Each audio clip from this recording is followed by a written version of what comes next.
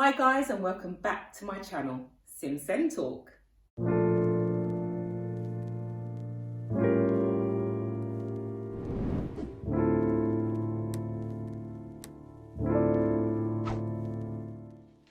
Guys, how are you doing today? I hope everyone's doing well. As you can see, the weather's getting a lot colder, so I hope you're wrapping yourselves up. But listen, look, I've got someone in the studio. I've got Daina here. Hi. So I'll be interviewing Daina. We're not gonna share too much right now, are we? No, not right now. So guys, listen, before we get into the interview, if you haven't yet subscribed, please click that subscription button and share with anyone who you feel that my video will benefit. Okay, are you ready? Yeah, I'm ready. Good, let's go. Nikki is the mum to Daina, and you're going to be talking about your experience with Daina's condition. And then, I'm going to be interviewing Daina as well. So this is a whole family affair, which I'm really excited to Just be hope sharing. it helps someone. Yeah, exactly. Yeah. My name's Daina, I'm 32. I've got a condition called Hereditary Multiple Exostosis, also known as HME. Thank you, Daina. Daina, would you mind explaining to us more about your condition? Yes, sure. It's a bone condition. It's got bone growing on top of bone, and with me it grows into joint and muscle. It causes pain, problems with my mobility, and tiredness, a lot of tiredness as well. Okay. So, if you don't mind me asking, how do you manage your day to day? It's different day to day. I decide when I open my eyes, to be honest. I know that when I open my eyes, I know if it's going to be a good day or it's going to be a bad day. If it's going to be a good day, I do all my stuff in the morning, so I'm a morning person. So most of my day happens between, say, 9 and 1 o'clock in the afternoon, get everything done, and then I'm too tired to go on with the rest of the day. And then if it's a bad day, then I can't do anything for the day. Right, Yeah. Okay. What was it like growing up with this condition? It was ups and downs, difficult, and then it was okay at some times. So I think, so around 10 or 11 it started to get bad. My bones used to click, but it clicked and it used to hurt, and then it clicked again and it was fine. And I was coming down the stairs of my sister's dad, my stepfather's house, and my knee clicked, and it was painful as always, and it didn't click back all the way in the car. It was hurting, and I remember we were late, so I was walking up to the school, and there's no one there, and then I'm limping because I'm in a lot of pain, and then I felt me being picked up, and it was my stepdad, because there was no one there. Yeah. He could see me struggling, and he took me into the office, and they was like, okay, I think you need to go to the hospital. And then my mum came to the hospital, and they x-rayed me, and they found the extra bones growing in my knee, and that's where the pain was coming from. They referred me to Great Ormond Street Hospital, and then from there I was referred to UCL Hospital, and then I was diagnosed with HME from there. Yeah. How did you feel when you heard the diagnosis? I don't have a memory of it, because I feel like I was young and I still felt the pain. It didn't really. It's like when the pain goes away, I just want to know if it's going to go away. So I don't have a memory of hearing the news of being diagnosed, but I do remember the relief of my mum. That's what I remember most. It's kind of like, oh, finally there's something. Yeah. It has a name. Yeah. It's not. They're not just continuing searching. It's pinpointed. Yeah. So that's mostly what I remember. What was it like in school, both primary and secondary? School. It was okay in primary school for a while. When I was in pain, I was on crutches in primary school. So I couldn't really do. So classes were fine. I dealt with the pain. They didn't let me out to play with other kids. I just had to sit by myself or with one other person inside. It's when it got to secondary school, I think that's where I struggled more, because the pain got more. It affected me in my wrist. That's when it started to affect me in my wrists, and I couldn't write. So they had to get someone to write for me, and they had to get me a dictaphone so I could record classes. And I was in a wheelchair, so I always, because of that, I felt like the other, like I was that one. I was the girl in the wheelchair. I was the girl with the illness, because I looked different. Yeah. Would you say did you have any close friends there that understood? I don't think they understood, but they did. They was helpful, especially in the wheelchair, because I had a wheelchair which I couldn't maneuver myself. It wasn't ones with like the big wheels where I had to be pushed. If I wasn't pushed, I wasn't going anywhere. So I did have friends pushing me around. They took me to the bathroom. They took me to my classes. They took me to lay down if I needed to. So they were quite helpful. I was quite lucky in that way. Yeah. Did you have support staff there? One, but not with me at all times. I had 2 lessons a week where I could sit with the support worker, but not a full-time support worker. What I meant, you just said if you didn't get pushed, you wouldn't be going anywhere. So that was mainly your friends? I didn't have somebody pushing me. Okay. I didn't have someone pushing me, no. No, if I didn't have these people, I wouldn't be going anywhere. Right. Yeah. Okay. I'm shocked. Okay. I'll edit that part out. It's when you just were saying, I'll take this part out, but that it was your friend. Yeah. What did they do? But I mean, I'm older than you, and I would still think, even before our time, just some support staff and funding. Yeah, no, one time, because the school was quite old, so thank goodness it got a lift just before I went into the wheelchair, so it had a lift, but it was only for one part of the building, so some of the parts of the building I couldn't access. And there was one time where there was a fire alarm, and I think it was a drill, but I was left inside with the receptionist because they couldn't get me downstairs.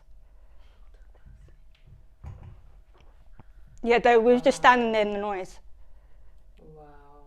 How would you sum up your general experience of school, particularly secondary?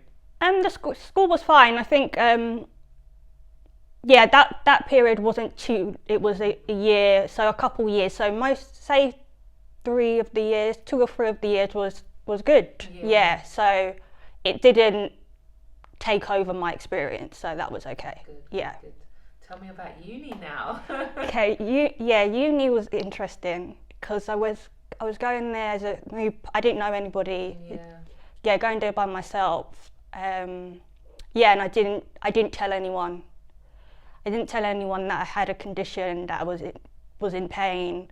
So, but I enjoyed being by myself, and I did have a support system there when I was applying to universities.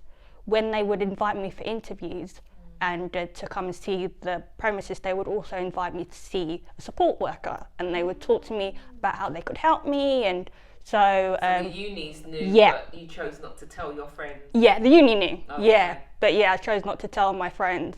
Can I ask why? Wasn't confident. I probably was a bit embarrassed at the time. I didn't know how to explain it. I didn't think people would understand. Yeah, there was a lot of reasons. Yeah. And no one asked you any questions? No, until my, it would have been my 3rd year. It would have been my 3rd year, and I had a bad summer, and I was in a lot of pain, and I had to go back on a crutch. I had to use the crutch for the summer, and I had to come to university with this crutch. And I couldn't do as much, and so people didn't really ask questions though. I don't know if they didn't want to, but I kind of briefly glossed over it. But we didn't go too deeply. I had one person, my best friend to this day, that I spoke to, and that was it, really. Nice. Yeah. Nice. Daina, do you feel that people understand your condition? No, not at all. I've gotten really horrible comments about it. I think because I don't look sick, people think that I'm making it up, basically. So if I can't do something, or if I'm in bed, they call me lazy, or they just think it's not that bad. I don't think people understand, except for the people that I live with, which isn't the closest people to me, my mum and my sister. Everybody else, because I don't look sick, they don't think it's that big of a deal. So if I have to cancel on someone, or so I have to change my plans a lot because I don't know how I'm going to feel day to day. I've had problems with jobs as well, that I go to jobs and they don't like me taking half a day or a day off. They think that I'm over exaggerating. I have had to. But they were aware of your condition when you started. Yeah, I've told them, but it's kind of, I've requested to work from home. They've said no. So yeah, I think that's been the most difficult part for me. People not getting it, or people thinking that I'm making it up. I've had a doctor saying, it might be in your head. Oh Lord. That was, I had a doctor say, are you sure that it's not in your, because I went to a doctor, I've never seen this doctor before. I went to get a refill of my painkillers. She was like, oh, you've been taking it a lot, and so I had to explain it again, which I have to do a lot. Explain again what I'm going through, like my condition. And she was like, oh, that sounds weird, are you sure? She's like, sometimes people, it's in people's head. Sometimes it might just be in your head. You might just have to come off it and see how it goes. It just shows she obviously didn't read the notes. No, did she? not at all. Wow. So how do you rise? What is your coping mechanism? How do you? Because this could really bring other people down. Like, just people that have been informed, and then they don't believe you, and then you're going to a trusted professional in terms of. So what keeps your spirit high? Support system, which is my mum and my sister. They keep my spirits high. They're always there for me to talk to or to make jokes with, so that helps a lot. If you had a summary, what would you like people out there to know about you? Still excited to live life, and all the new experiences that I want to have, and that even though I've got this condition that affects my day-to-day life, that it's not going to stop me from doing all these things. And that's brilliant. Yeah. And while we're here, just plug your social media. I heard that you're now filming on TikTok and Instagram. So tell us a little bit about it. So I've started a personal styling business. So if you ever need a personal stylist, I'm the place to come to. The company's called Chronically Me Style, and the meaning behind it is quite important to me, because chronically me is to do with my chronic pain, and the me is to do with my multiple exostosis, as well as being myself. And also the meaning of it is chronic, and also another word of extreme. So it's extremely my style, basically. So I've started that recently, and I'm excited to see where that takes me, to be honest. Fantastic. Brilliant. Thank you for your time. Thank you very much. Daina, thank you so much. Thanks, That man. was such a, I could just sit back and just listen to you talk all day. Thank you. I was trying to think of more questions, but what a journey you've been on. And as you said, you want people to know that you're living life. You're not defined by this condition at all. And you have faced some challenges, and it's not nice to hear that actually people that know you, friends, I'm going to just make an assumption, friends, don't fully understand, and maybe you could forward this video to them. Have a look at this. Have a look, because to be honest, I've learned a lot in this interview, and I've known the family for years, so thank you for your time. You're welcome. And thanks for having me. No. And please, everyone out there, I'm gonna put Daina's social media details.